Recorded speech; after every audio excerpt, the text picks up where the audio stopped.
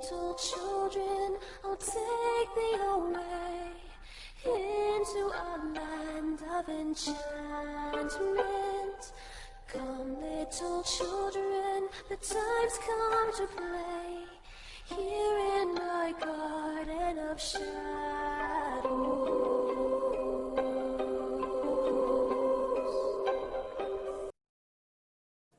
Hello, I'm Runia, aka Media Adaptation, and welcome back to Moderation's 31 Days of Halloween. We're doing a video each day based on your suggestions.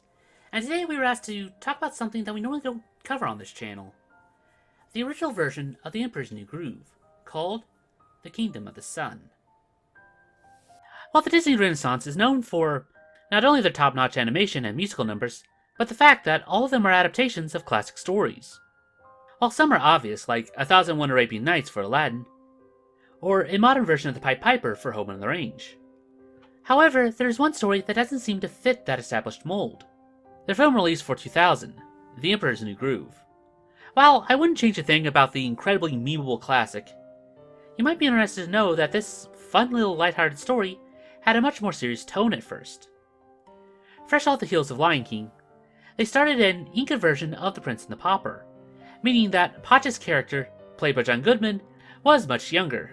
And it's also going to be a dual role for David Spade's Cusco, originally called Manco, but was changed because it didn't translate well in Japanese.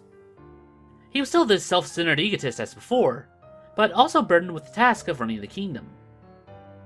So after Pacha's suggestion that they switch, when talking himself out of trouble, the two part ways. No one seems to notice this change, with the exception of the court's advisor, Yzma.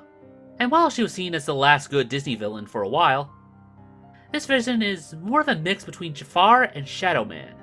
Being taught necromancy at a young age, she used her power and looks to rise to the top. So as her looks started to fade, she did anything to keep them. And eventually sides with the Night God, planning to resurrect him, granting her renewed beauty, and they take their revenge on the incarnation of the sun, Cusco. She tries to kill him earlier, but fails in much the same way, turning him into a llama. She does have a different henchman, in the form of this tiny little rock guy. I think he's also voiced by our short guy from Mulan.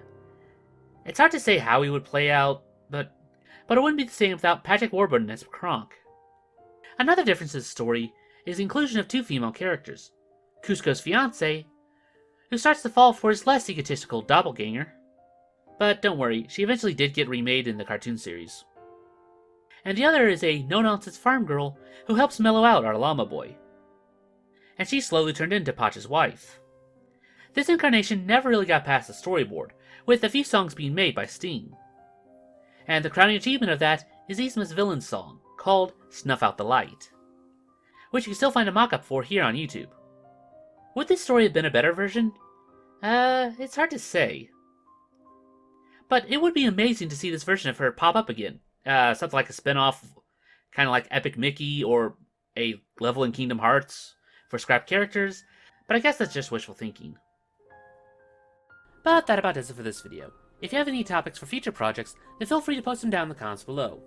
And while you're down there, why not like, and make sure you're still subscribed to the channel. Still slowly recovering from the deletion. But anyway, I'll see you guys later.